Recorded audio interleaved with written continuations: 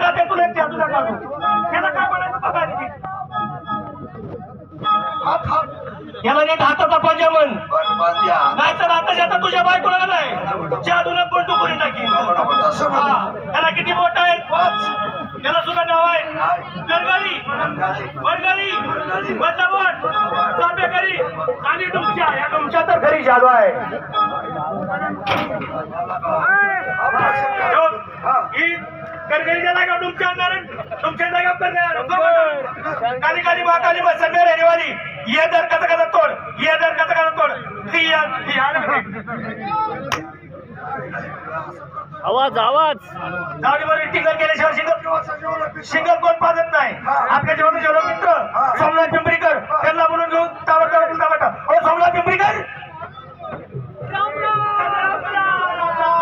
कोण मारे कसं काय चाललंय बरं चाललंय बाबा बायका पोरं कशी काय व्यवस्थित आहे मला कशी काय सगळे आनंदात आहे. पोरांचं साहेब कसं काय चाललंय गावातली खबर कशी काय गाव चांगलं आहे ना व्यवस्थित हा मुंबईला होतो मी 4-5 महिने मी इकडे आलो नव्हतो. बायका पोरं कशी काय तुझी लेकरं बाळ आता तुझ्या कोणापाशी आहे अरे तसं नाही बाबा तुझ्या पोटासारखं शानवर आहे तुला तुझ्या काय म्हणलं तुझ्या कोणापाशी म्हणजे तुला वेगळं वाटतं.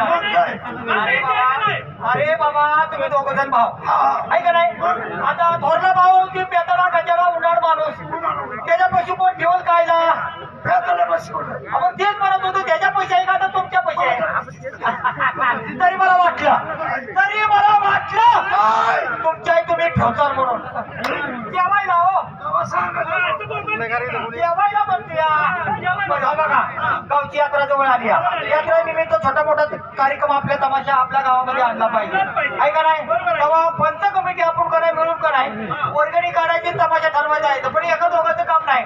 आपल्या जीवाचा जीवलग मित्र प्रेम कुमार आढावे त्यांना ताबडतोब बोलून घे त्यांचा बी विचार घेतला पाहिजे ना. अहो प्रेम कुमार तुमच्या सारखं प्रेम कुमार काय तुमच्या आईचं नाव नाही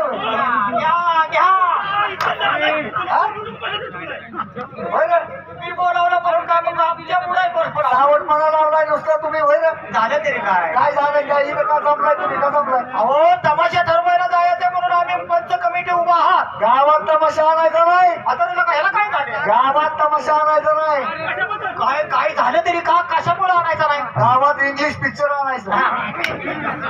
तुझ्या आईच्या आवला तुझ्या असं कर इंग्लिश पिक्चरात तुझ्या आईला बहिणीला दाखव. अरे बाबा तुम्हाला काय माहितीये का म्हणजे गावची यात्रा जवळ आली आणि यात्रेला तमाशा नाही गेलं पाहिजे आणलाच पाहिजे आहे का नाही. हो तुम्हाला काय माहितीये का काय झालं आवलय मोठी माझी फसगमत झाली याचा वेळेस काय सांगायचं सोमनाथराव काय सांगतात प्रेम आव जगलो म्हणून वाचलो म्हणून जगलो. अरे बापरे काय सांगायचं झालं तरी काय 100 डब्याची रेल्वे माझ्या अंगावरून गेली. 100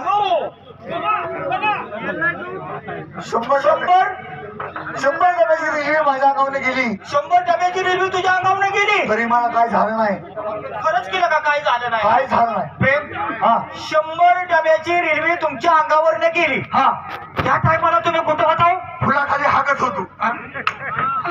आम्हाला सांगाय आला जोय रे हा माझ्या पोराला फसवल्यागत करतोच काय. राम राम लाला साहेब राम राम राम राम राम राम.